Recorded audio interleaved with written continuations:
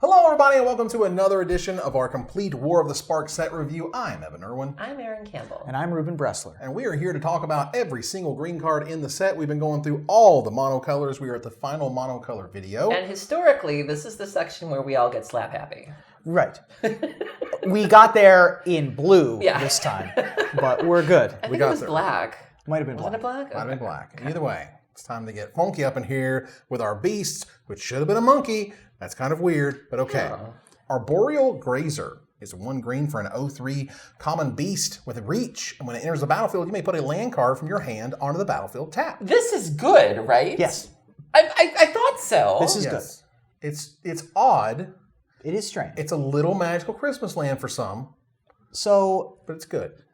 Titan is a deck in Modern Yes. that runs a 1/1 that has tap, put a land from your hand onto the battlefield. Right. This is very similar. Similar. Yeah. It's not... I'm not sure how often you use the tap ability on that creature that I'm forgetting the name of. I think it's like Orochi Treecaller or something like that. Someone will remind me in the comments. This is better on turn 2 and after, I feel. And this is any land. Yeah, this is any land. Yeah. Really good with Amulet, obviously, and like completely fine in Limited. It is an 0/3 that'll stand in front of your 2/2 flyers, and it ramps you up to your 3s and 4s quicker.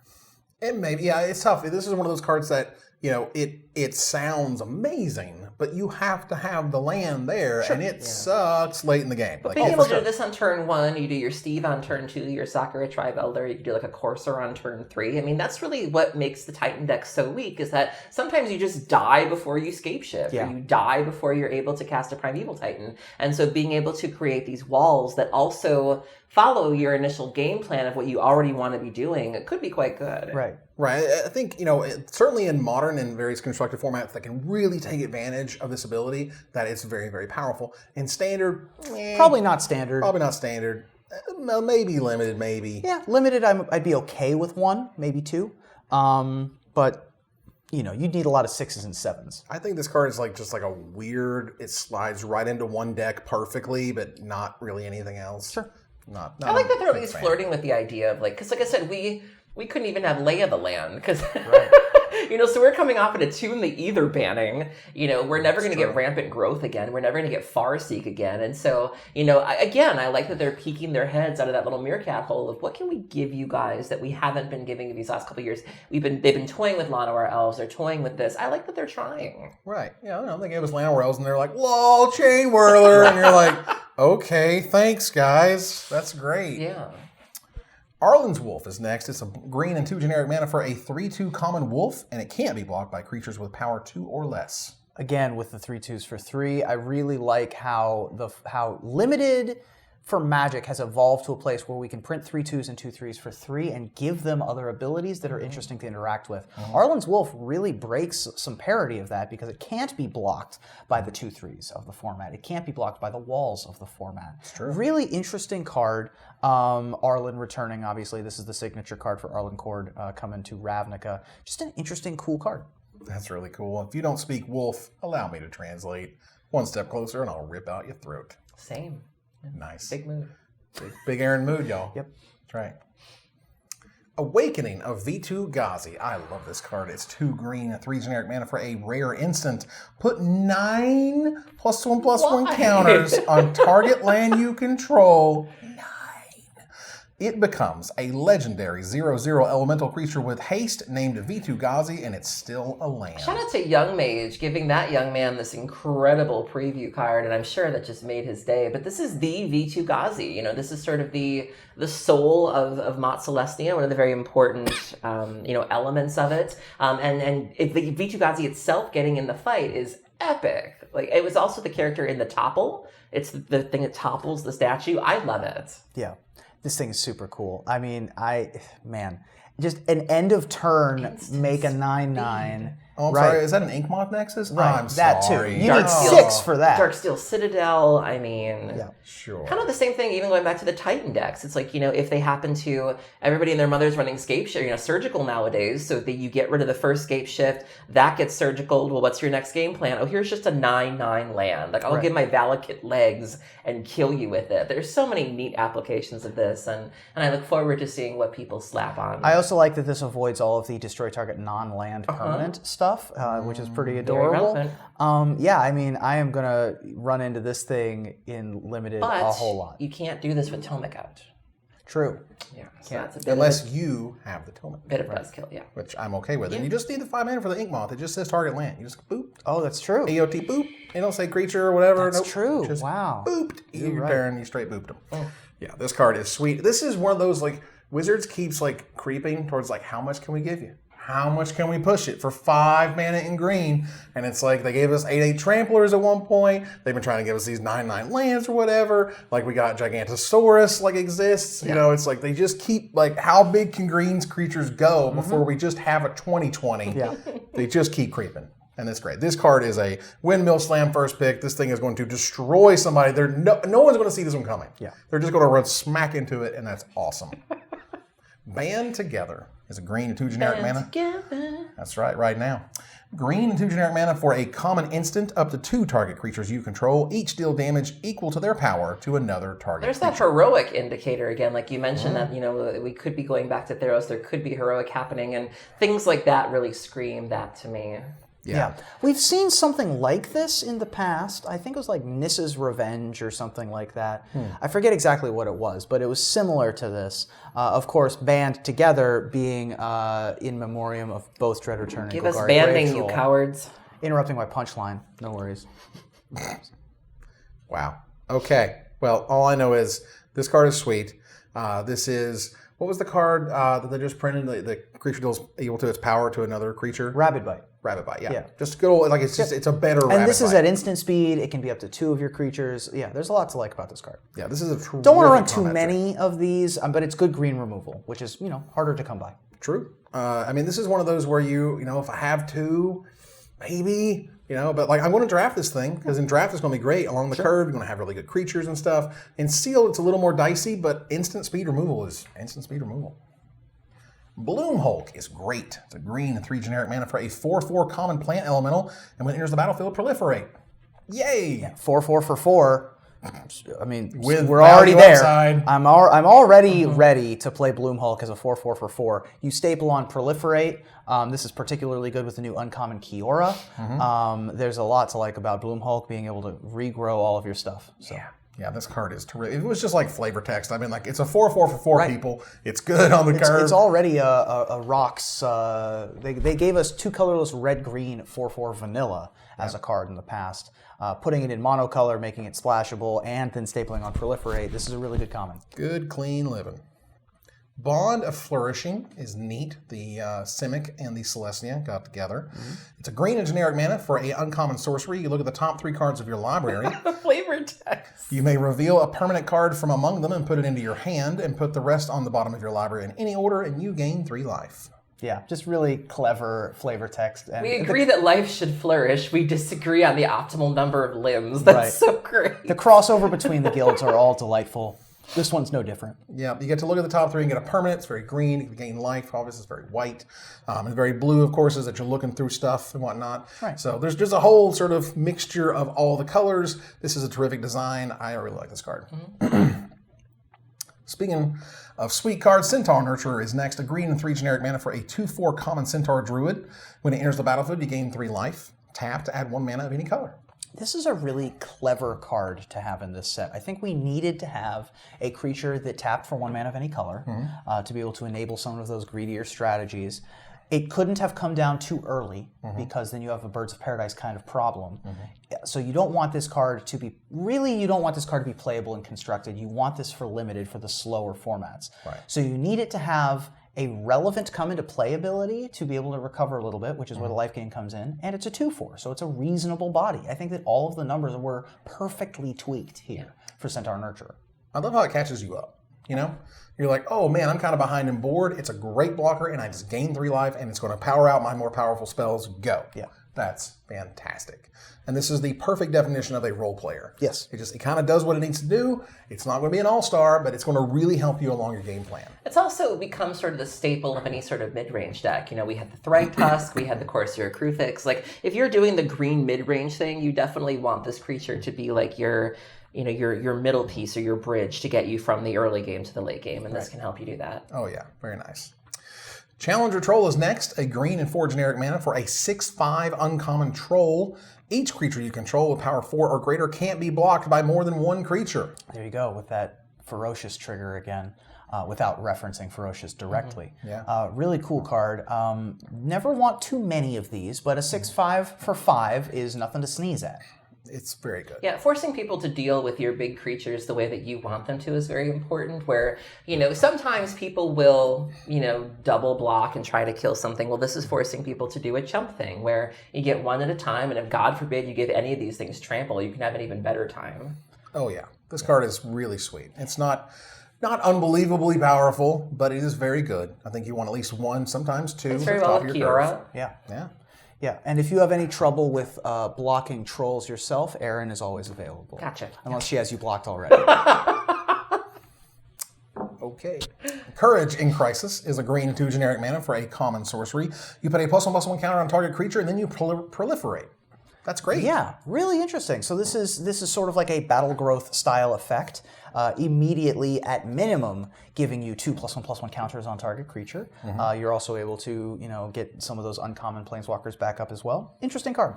And that nice little story moment, you know, it's just sort of tangential. This is just somebody on Ravnica, but they lost their dad. Absolutely. And now it's time to, you know. I love how they made Ravnica, the city, a character in the story, and it was really well done here. And stuff like this, again, this is a great card. It's fine. So it's a filler card. You know, it's in your sort of like your 20th-ish type card you're adding to your draft deck. It's going to make it. It's going to make the card great. You're going to proliferate all your planeswalkers. Proliferate's very, very good. So like this is a fine card in and of itself, but I think the story moment is far more interesting to me. Absolutely. Oh my god. Woo! Woo! This is an uncommon. Look, Wizards. For God's sake, please bring back Landfall, would you?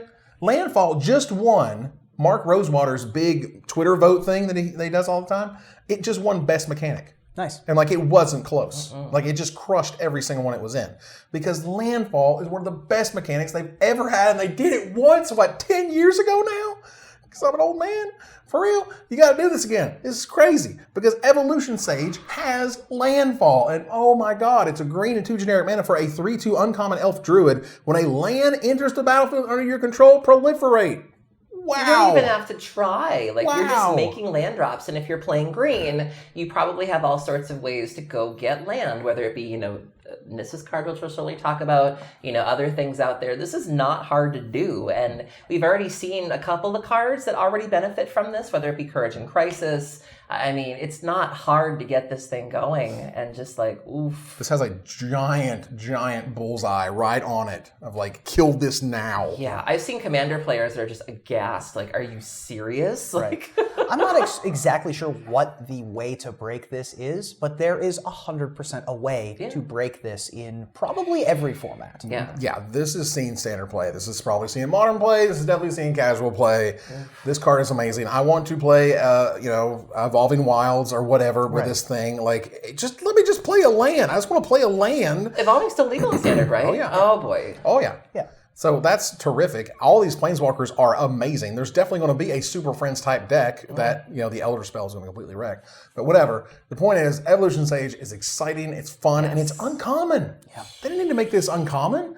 This could have been rare with literally the exact same stats. Not have been, this is an awesome rare. Like, this was a really good one. Escape Shift is still legal in the format.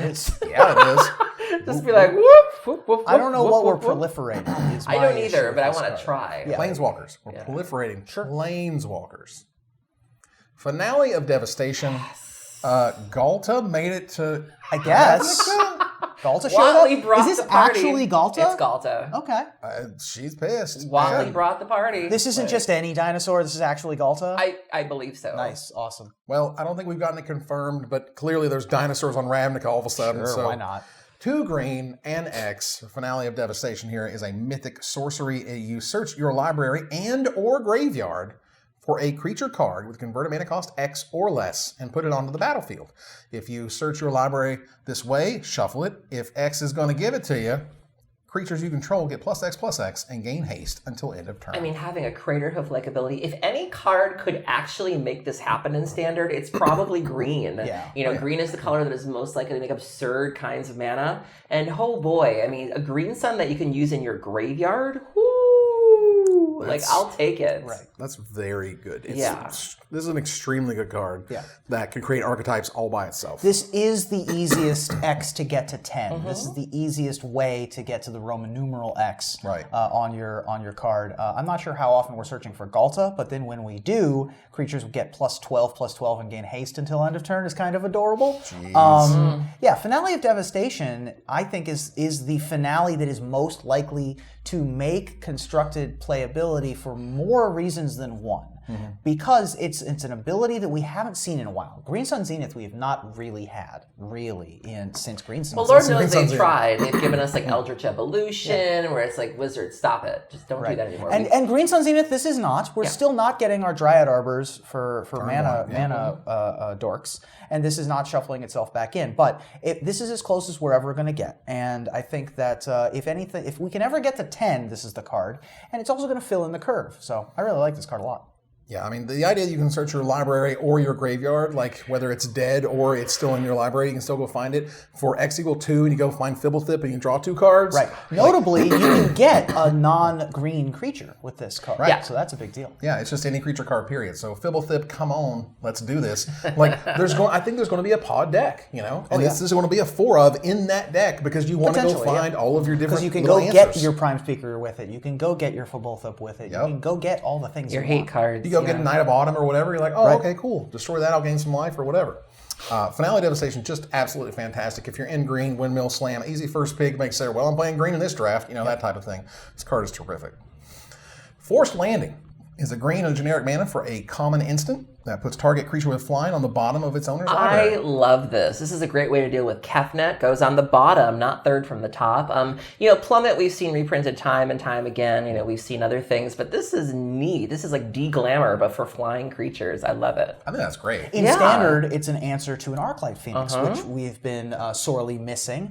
A really interesting way to deal with problems. The bottom of the library is the toughest place to get to, pretty much, for anything. And so it's a great way to, as you mentioned, with God Eternal Kefnet, I think that this is going to be a premier answer. I also really like that Wizards of the Coast goes out of their way to print answers, like scalpel answers at common, even to mythics. Yeah. Like, you want your mythics to be good, but when you see a Forced Landing, you're not terribly surprised. We had Clipped Wings in Shadows of Innistrad, which was really nice. Where it was like, Avacyn's a thing?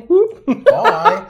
Which was great, but the idea that I think what you basically said, at least what I'm sort of understanding at this point, is that the bottom of the library is the new Exile. Yeah. Because they've used Exile. Exile has become this mechanic, and it's driven a bunch of stuff, and they're interacting all the time, and whether it's exiled or put in the graveyard, Right, blah, blah, and blah. now that we've got this cycle of long-term plan God zombies, Forced Landing is going to change that whole math. Yeah. Well, and that's good. So that means, there's going to be a path to exile type thing that puts them on the bottom of the library, and I think that's pretty sweet. I would love to see that. Right. I mean, I could, and to do something like that, what I would see is it would be 1 white, and it would be put target creature on the bottom of its owner's library, and that creature's controller draws a card. And that's okay. how it I like It's that. like a Chaos Warp and Condemn hit, baby. Yeah, I like that card. Yeah, that'd be sweet. But Forced Landing, this is a card, it's niche. This is a card in your sideboard. You want to bring it in. I don't want to default put this on my deck. Right. Unless I have no reach or absolutely no other way to interact with a flyer. So you don't want to put in Forced Landing until you're forced to? Right. Wow. Yeah, I'm not sure that this is on the same scale as Blind Blast or Topple the statue Right. where you're playing these main deck Right. in your limited decks. It depends on how prevalent flying is, but I don't think we've seen enough flying on the commons to necessitate force landing. I mean, you're going to be playing against a lot of Pegasus Coursers and the zombie amass guy, but... Well, trusted Pegasus, but Yeah. but either way, I think probably the power level of like how good it is to put a flyer on the bottom of the library. They didn't want to probably do anything else to it for like best of one, you know what I mean? Yeah. So I'm okay with that. But this is if you have no reach, no way to interact with flyers, or you get stomped by flyers on game one. Here you go. Giant Growth is back. Look at that good boy right there. It's a Mowu. That is a Mowu. For 1 green, common instant. Target creature gets +3/+3 until end of turn. All the way from Alpha. Still printing them today. Oh man, the flavor text. Sometimes Mowu is content to gnaw on a bone. Sometimes he wants the whole skeleton. I love it. It can happen. Yeah, I mean, this Giant is- Growth is as Giant Growth does. Yeah. Sure. It's always good as a one, almost always good as a one of in your limited decks. It is borderline fringe playable depending on the metagame and standard, and it's fine. Plays well with a couple of the cards we've seen in red. You had the Dreadhorde Arcanus, which was based on power. You had Krenko. It's a really great way to get a boost out of things. Even some of the fight cards we've seen in green, where you do this before fighting, or you can respond to a fight. I mean, there's always room for Giant Growth. Giant Growth, I mean, it's been terrific ever since the game was created. So so its playability ebbs and flows, as it were, but gosh, I mean, Giant Growth is Giant Even Growth. all of the non-creature spell creatures we've seen. Like, look at the creature that did the scry and the +1/+0 with this. I mean, that's what Kiln decks are made out of, is Giant Growth and cast triggers. Yeah, the idea that you can essentially attack your 2/2 into their 3/3 and them not be sure if you have it. The fact that that is almost like the default example of why Magic is amazing. At common, I mean, it's not hard to get more than one. That's right. Yeah. Oh, and remember, feel free to bluff these. That's my favorite. I love to bluff a Giant Growth. It's my favorite. That is my favorite because I'll line up the forest and I'll just look them right in the eye. Yep. Just right here. that is the nicest part about having Giant Growth at common in a set, is the ability to represent it even if you don't have it. Right.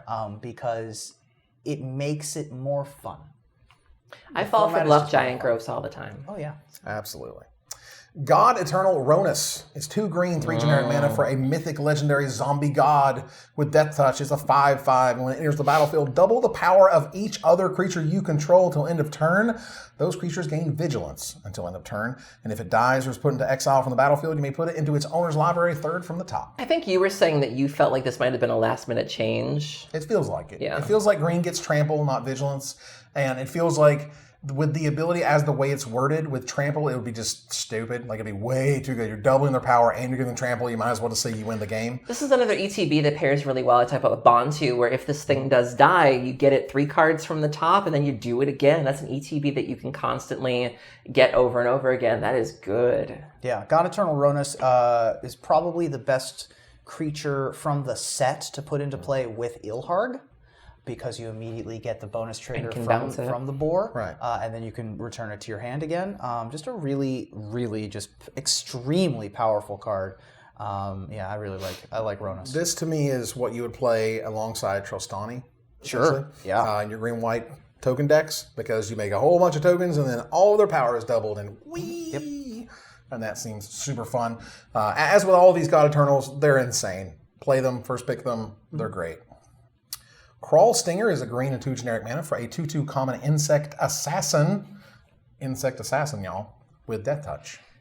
Yeah. Yeah, it's fine. The card is 2/2 for 3. Death Touch is playable, usually printed in black. Yeah.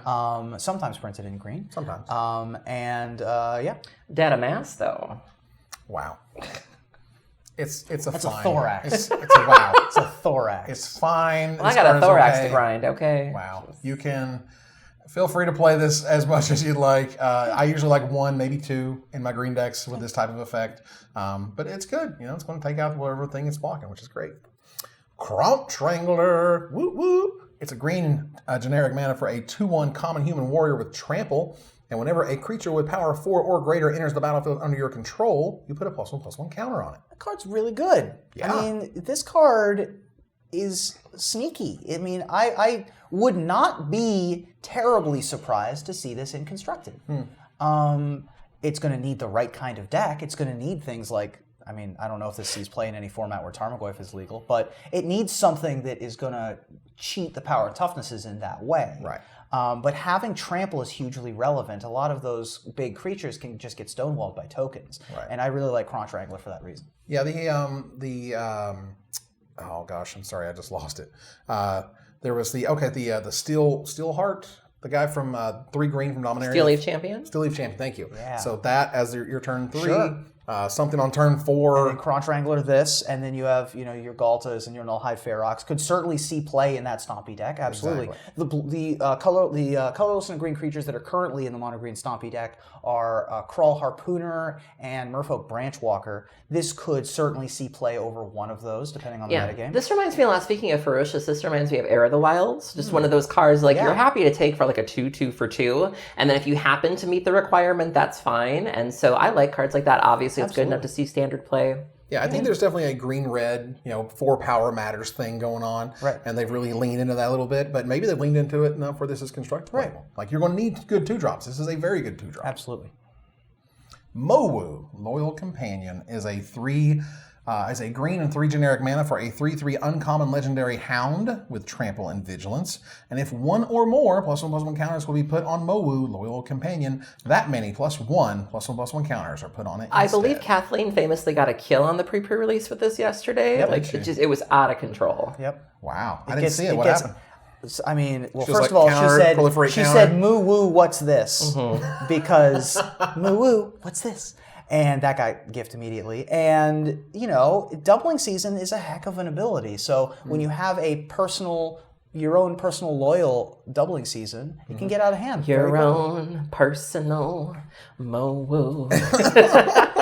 I mean, look at what we've already seen in green. It is not hard to put a +1/+1 counter on things. We have Proliferate in the set. You have ETB sacking things going on. I mean, it's not hard. I mean, this thing is I think this is one of the best green uncommons. Yeah. Like Vigilance and Trample with an ability like that. Like, it's going to hold the ground. It's going to get huge. It's going to be able to proliferate like an absolute champion. Yep. So find a way to put a counter on this thing and then put 2 instead. I'm a little sad that we have Arlen, who pumps wolves, and then Mowu, who's a hound and doesn't get the wolf bonus from Arlen, but that's a small bone to pick.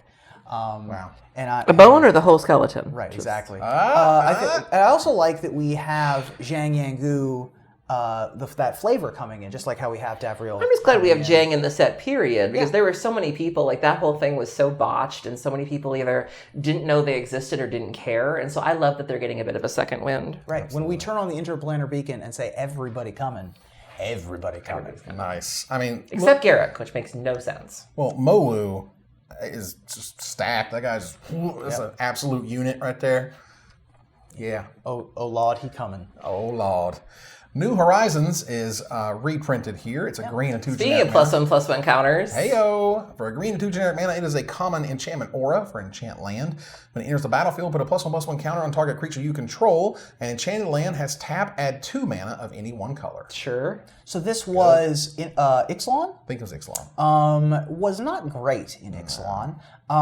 But it's a fine card. We've seen effects like this in the past on things like Gift of Paradise and Marketplace and...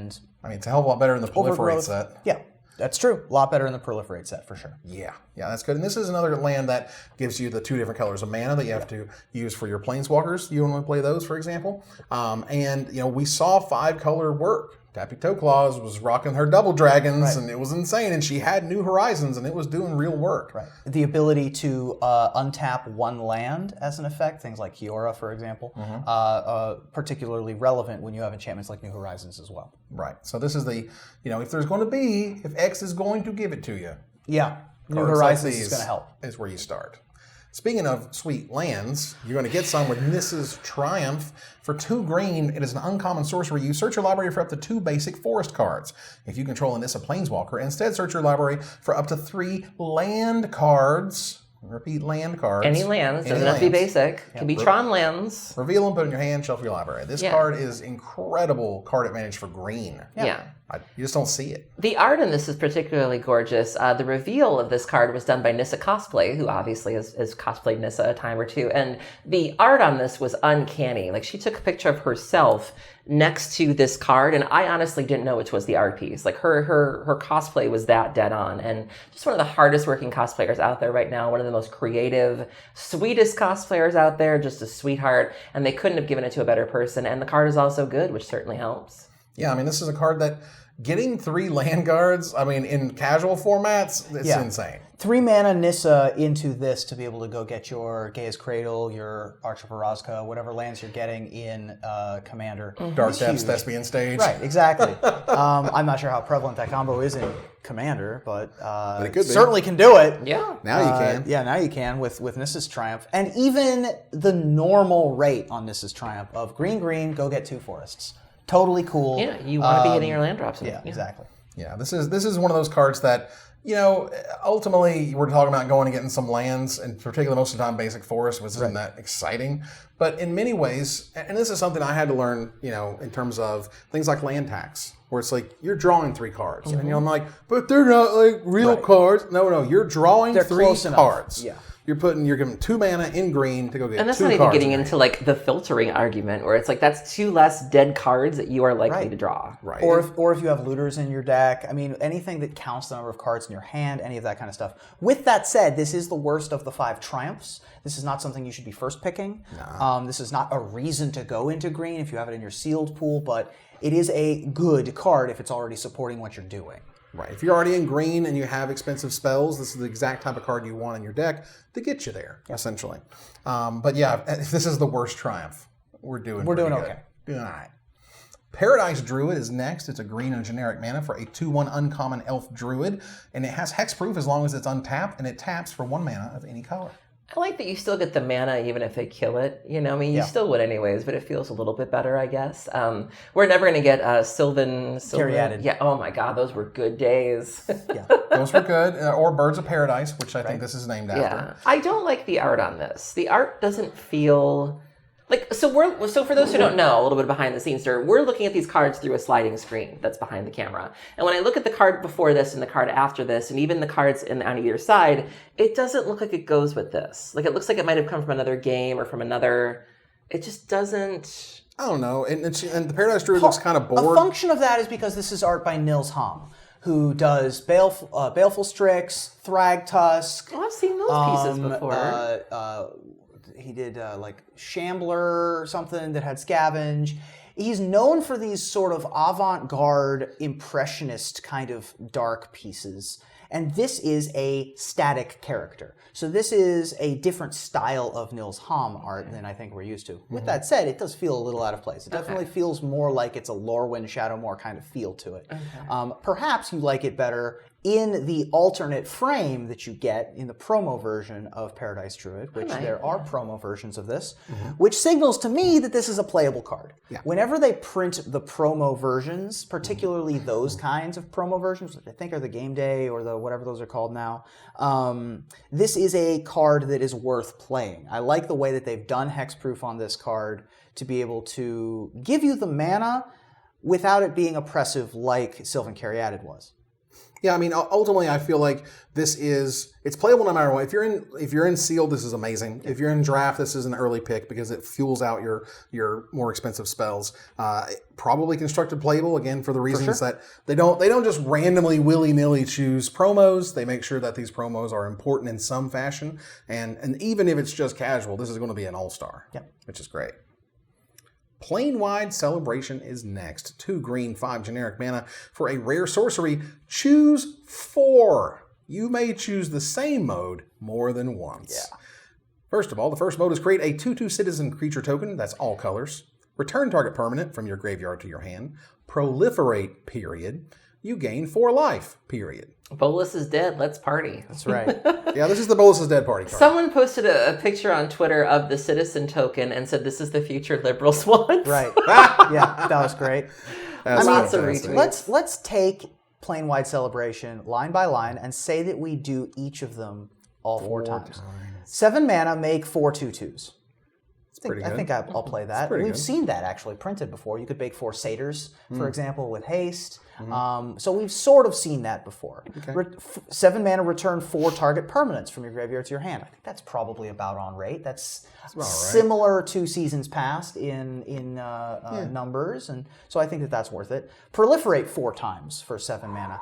I think that's worth it. I mean, proliferate that many times has never been seen on any. Yeah. Like Contagion Engine's the closest we've ever gotten, and that had a lot more going on than this. Yeah. But proliferate 4 times. That's a lot. And then gain 16 life. I think 7 mana gain 16 life is actually, I'm okay with that. Yeah. Right. Giving you all of those choices in between makes the value, I mean, this is more than just the sum of its parts. Oh, yeah. Because you're going to be able to make 2 2/2s and gain 8 life against a deck that's dealing you a lot of damage. You're going to be able to return 3 permanents and proliferate. You're going to be able to do, make 2 2/2s, proliferate, and return a permanent. Like, you're going to get to have all of these choices with Plain-White Celebration. Oh my gosh. And this is, of course, the last scene of the movie. This is, celebrating with the Ewoks on Endor. Exactly. This is all of the woo, we did it. We finally got rid of Bolas. We're going to win the fight. We did the thing. And so I really like the flavor of this card. I think that it was well done. It feels big. It feels unique. And it feels kind of like different. the opposite of captive audience, Oh, yeah. And I love anything that's like, you just choose a bunch of stuff. Yep. And then this one's like, you can choose the same one more than once.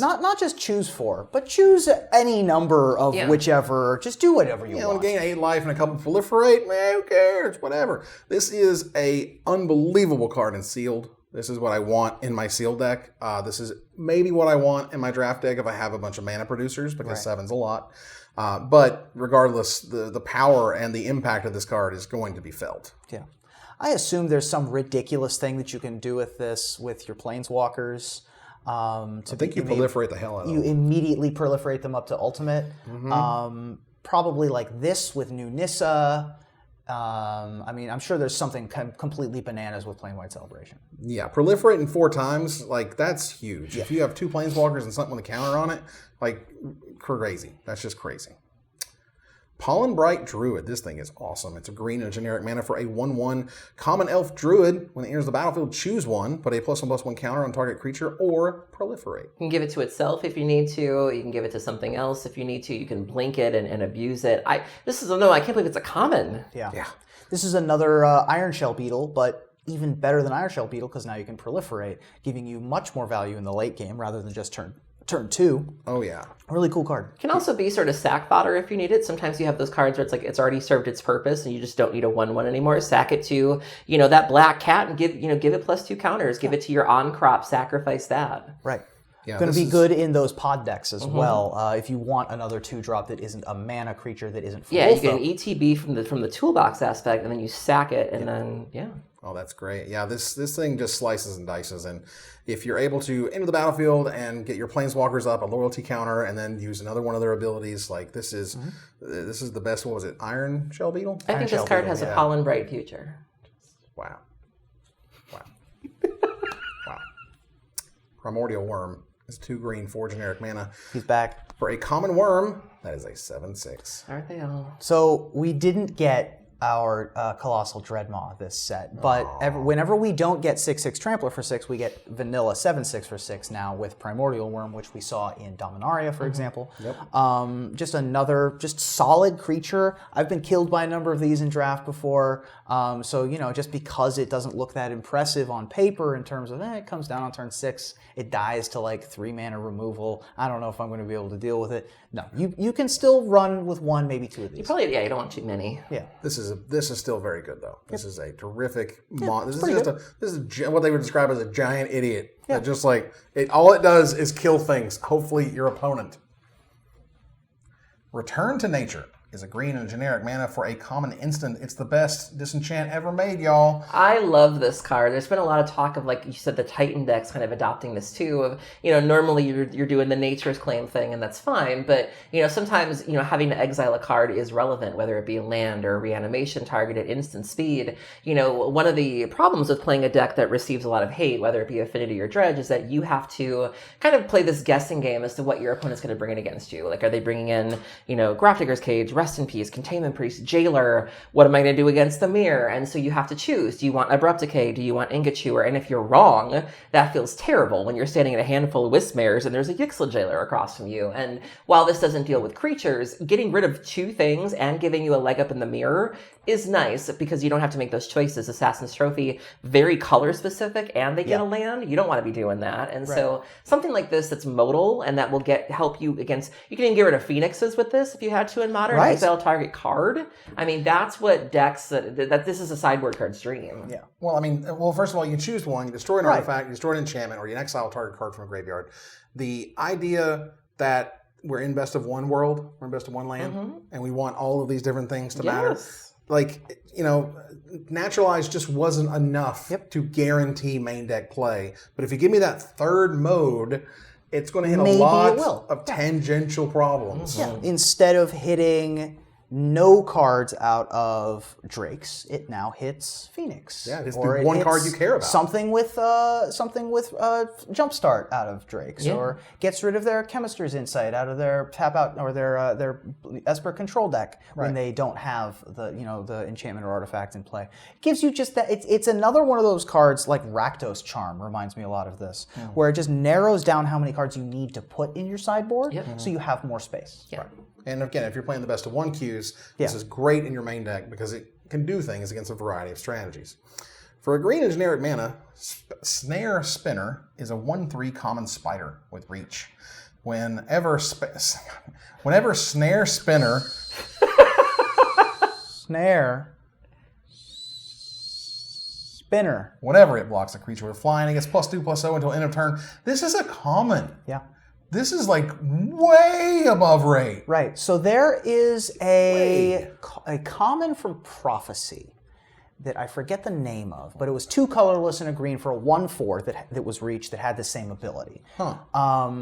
We've seen this on other creatures before. We've never seen it on a 2-drop before.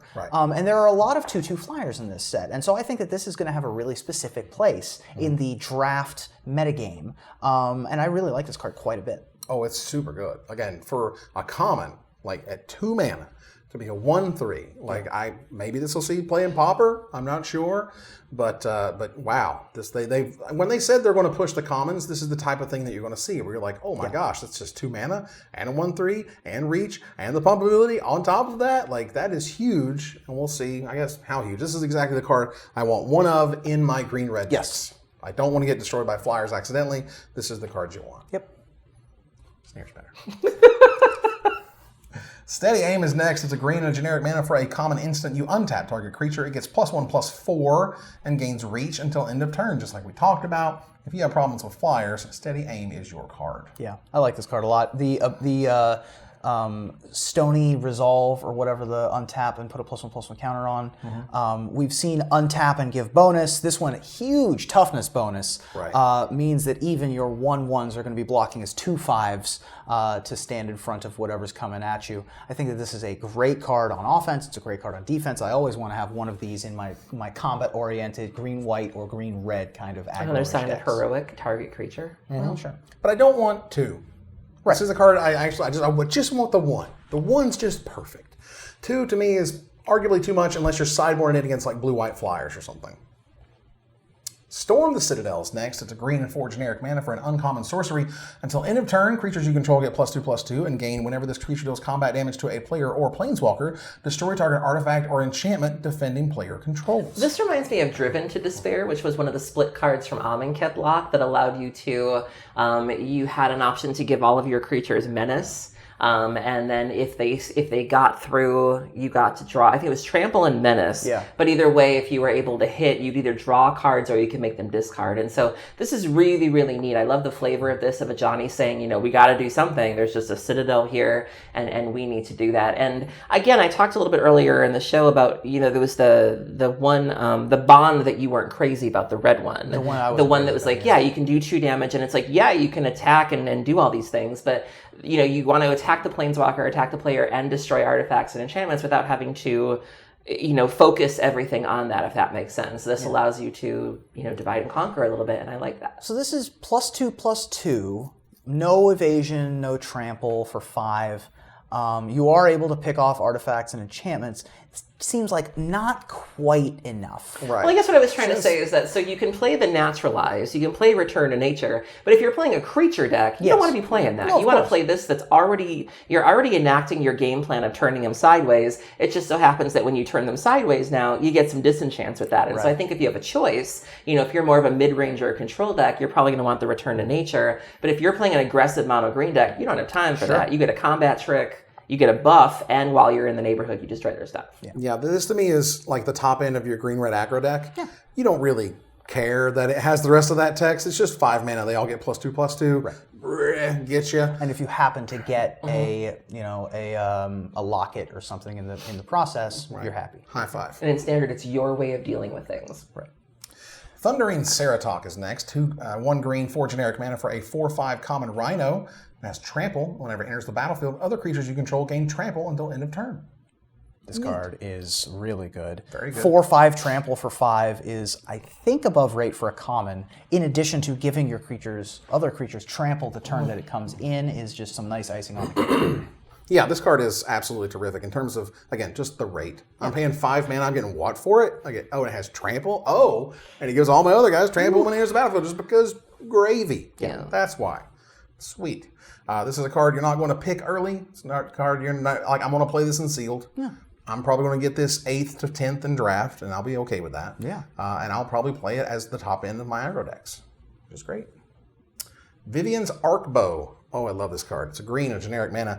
For a rare legendary artifact, you may pay X generic mana, tap, discard a card, look at the top X cards of your library. You may put a creature card with converted mana cost X or less from among them onto the battlefield. Put the rest on the bottom of your library in a random order. Wow. So there's a lot going on with this card. I think it's very good, first of all, being able to turn random lands in your hand into another shot at another creature. Particularly, this is a huge bomb in Limited. Yeah. Every card you draw for the rest of the game is a chance to look at the top X cards of your library and find the best creature among them, where X is the number of lands you have in play. You're suddenly playing Momir when you have Vivian's Arcbow in play. Basically. And your opponent is playing normal Magic, which is crazy. I think that there's probably a standard deck with this as well. I think Elves, Evolutionary Leap saw play. Yep, exactly. I mean, Nissa's Triumph gives you the lands or the cards to discard to this thing, and I think that's fantastic. And if you have Nissa, you'll go get 3 cards to discard with this thing. There's not a insane combination of lands and standard. Too. Yeah, instant speed as well. Being able to put it onto the battlefield at the end step is a huge deal. I think this card's amazing. And I also like that Vivian's bow shoots wolves at people. I think that that's just a hilarious facet of her character. I don't know, it's cool, and like the power level is sweet because there's just so much of a swing here. The variance is so high, like you are going to whiff at some point, and that just kind of feels bad. It's going to happen. When you don't whiff, whew, it's going to feel real good when they swung right into something dumb. You're like, oh, thanks. Yeah, if you like untap with 5 mana. And you just pass the turn with Vivian's Arcbow, like how are you ever attacking with a 2/2? How in the world can you ever do that? I mean, they can try. Maybe they don't have anything, but you'll have to find out. Vivian's Grizzly is next, and we have a special guest video for this very card. Let's see who it is. Hello, everyone, and welcome to another sweet, sweet set review by the awesome peeps at Magic Mites. I'm Kendra Smith, aka the Maverick Girl, here on behalf of Adrian Camilleri, who generously contributed to the War of the Spark set review Kickstarter under the special guest category.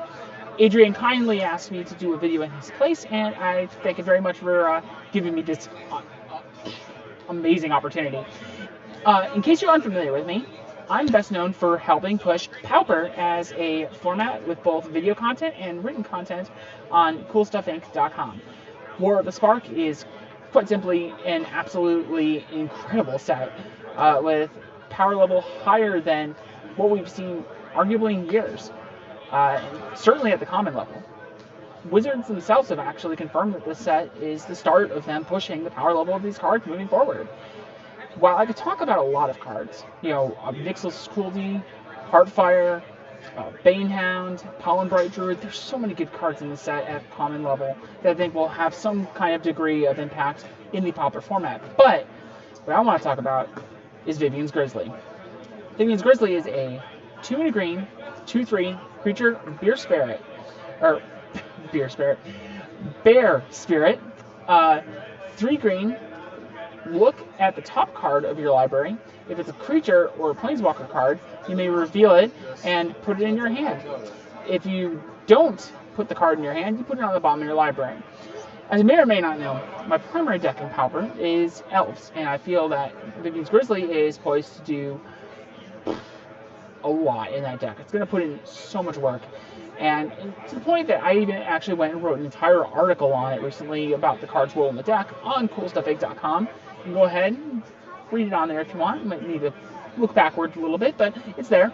But the TLDR, for the sake of this little review, is that with the kinds of mana that you generate in Elves, the likes of Priest Titania, Kieran Ranger, things like that, it can just draw you pretty much your entire deck, effectively removing the need to run the card Distant Melody.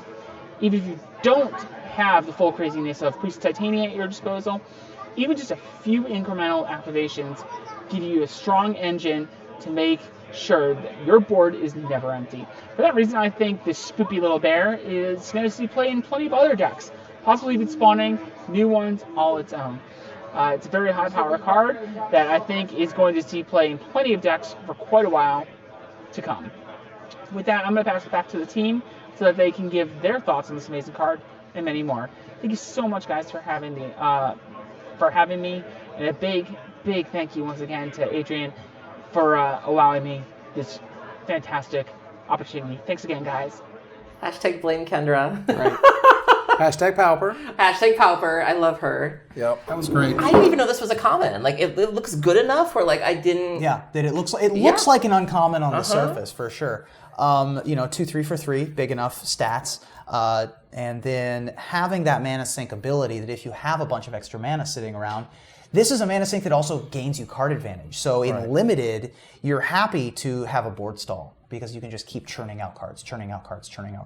Yes. A bit of, if Scry is a third of a card, this is like 2/3 of a card every time you activate it. Yep. And when you have the mana sinks or the amount of mana that you have in Pauper Elves, this you get off of a Lead the Stampede, and then you don't really need to have Distant Melody anymore. You can just dump all your mana into Vivian's Grizzly. So for that reason, I love that this was the card that was chosen. Yeah, I love the idea that you can just be like, is a creature planeswalker? Nope. Creature planeswalker? Nope. Creature planeswalker? Nope. Until you finally start hitting it and then finally just start drawing cards essentially in green on a common, and it's not tap, it's just colon. So there's just so much value packed into what is just a good old-fashioned 3-mana 2/3. Yeah. That is terrific. And thanks to Kendra and, of course, also Adrian for supporting this Kickstarter and hanging out and being a part of the show. Our final green card is Ward Scale Crocodile. It's a green and 4 generic mana for a 5/3 common crocodile with hexproof. This is our first instance of hexproof? Thank God. The Paradise Druid was just... The Paradise Druid has hexproof while untapped. And then Tomic gives hexproof as sort of to lands. And your opponent's lands? The Lazotep plating thing. Some weird and Lazotep plating, yeah. This card is so realistic. It is. It's delightful. Well, and it's also weirdly, like, perfectly the same shape and style as the red weird. Yeah. Like, you could literally just put it on top of it because somebody did on Reddit. And it's the same exact pose, which is kind of funny. Not the same artist. They didn't just copy and paste. It was just an accident. But either way, yeah, that hand's gone. You're losing that hand right there. That's done. Yeah. I love how...